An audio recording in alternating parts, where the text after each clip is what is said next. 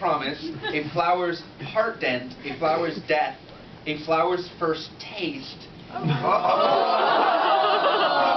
they get so bad. Toasty, oh baby, stand in your arms. Wait, I need to find out what toasty is. It's weird because they all have like a flower something, and then at chapter 21 they just become one word title. By day, she's an average Hogwarts student, but by night she becomes Floor, a rock star. There, that's all you need to know. Yeah. Oh, they're just talking. It's so boring.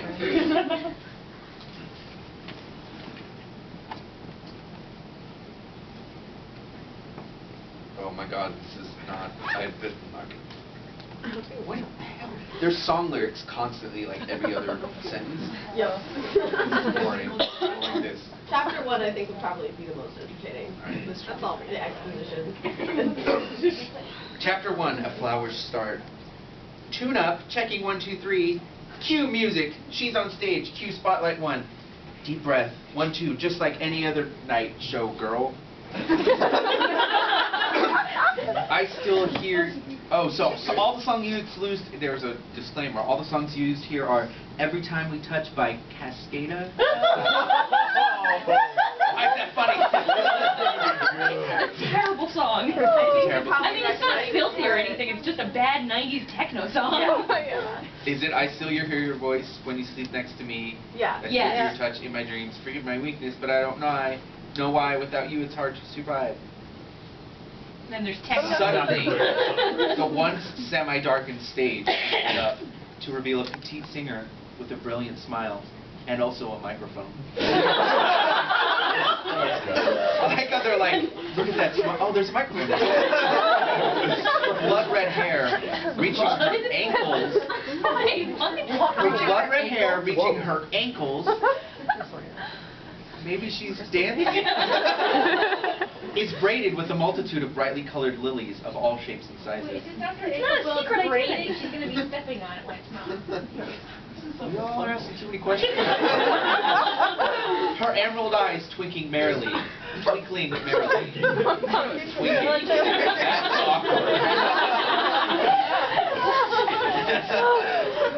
I'm really happy some of you know what a twink is.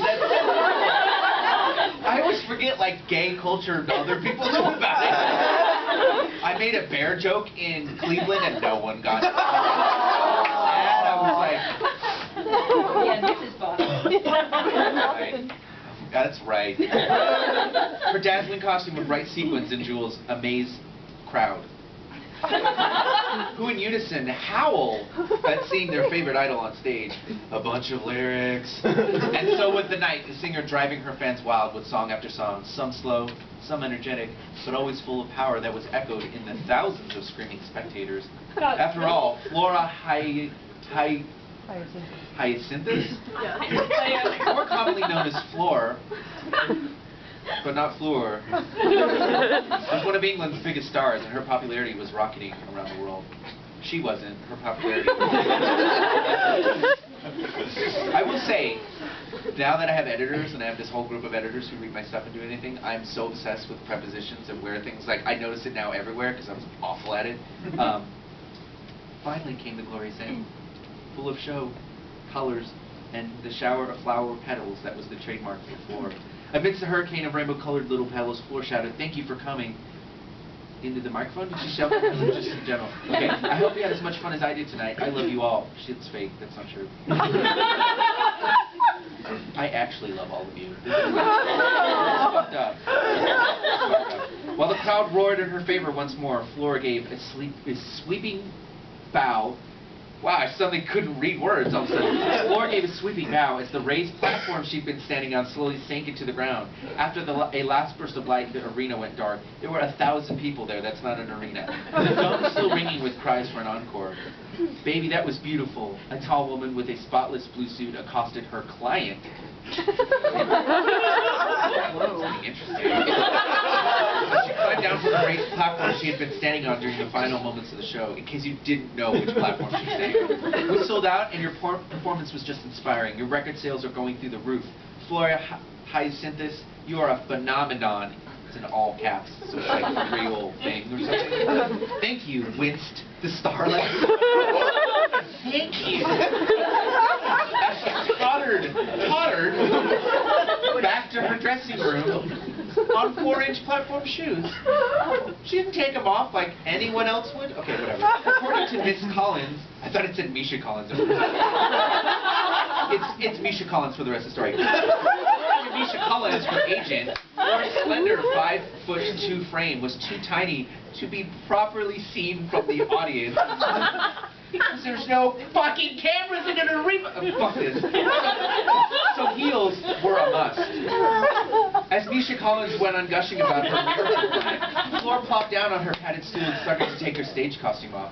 While Flor dearly appreciated everything Misha Collins had done for her these past years, she was a little excitable. After a long and strenuous performance, Flor was a little too tired to put up with her agent at the moment. Misha Collins, started the redhead.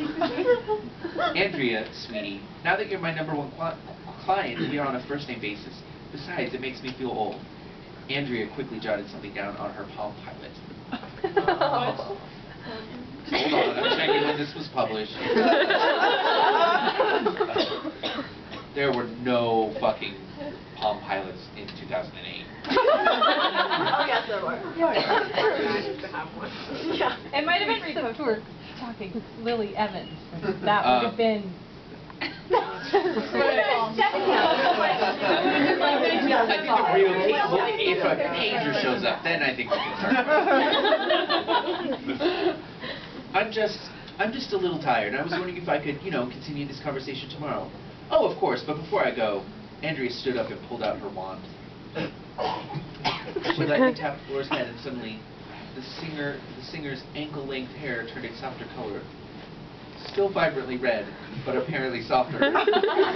But with gold flecks in it, it shortened drastically to end up in the middle of Flor's back. Her emerald eyes became less striking, morphing into a lovely mix of bottle green, cool blue. That's like 7 colors.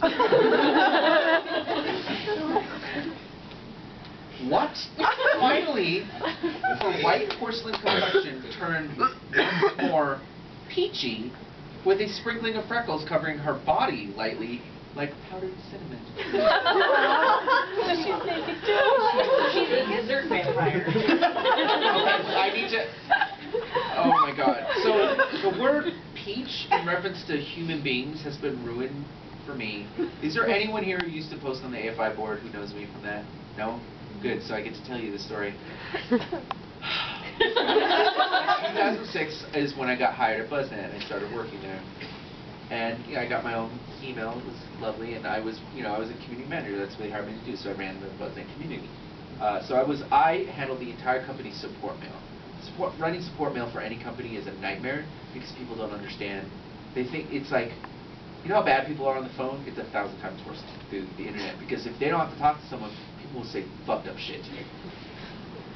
This is not necessarily a case of that.